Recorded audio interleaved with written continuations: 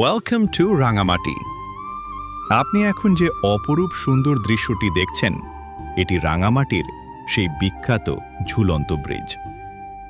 ৩৩৫ foot দীর্ঘ এই সেতুটি কাপ্তাই হ্রদের উপর নির্মিত, যা দুটি পাহাড়কে চমৎকারভাবে সংযুক্ত করেছে।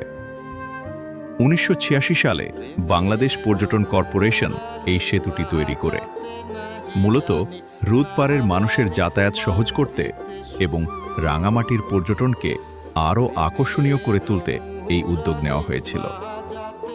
হ্রদের নীল জল আর সবুজ পাহাড়ের মিতালিতে এই জায়গাটি যেন এক প্রাকৃতিক স্বর্গরাজ্য।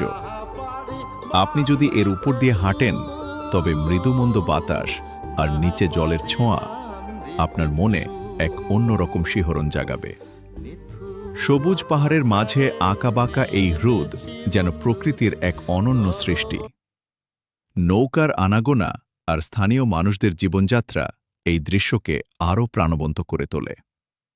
আপনি যখন উপর থেকে দেখবেন, তখন মনে হবে সবুজের সমুদ্রের নীল জলের একটি দীর্ঘ রেখা। এই ঝুলন্ত সেতুটি শুধু একটি পারাপারের মাধ্যম নয়, এটি রাঙামাটির সংস্কৃতি ও ঐতিহ্যের একটি অংশ।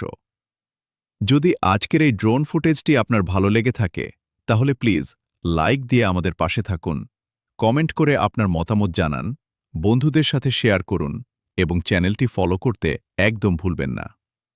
আপনার ভালোবাসা এবং সাপোর্টই আমাদের এগিয়ে চলার অনুপ্রেরণা। সবাইকে ধন্যবাদ।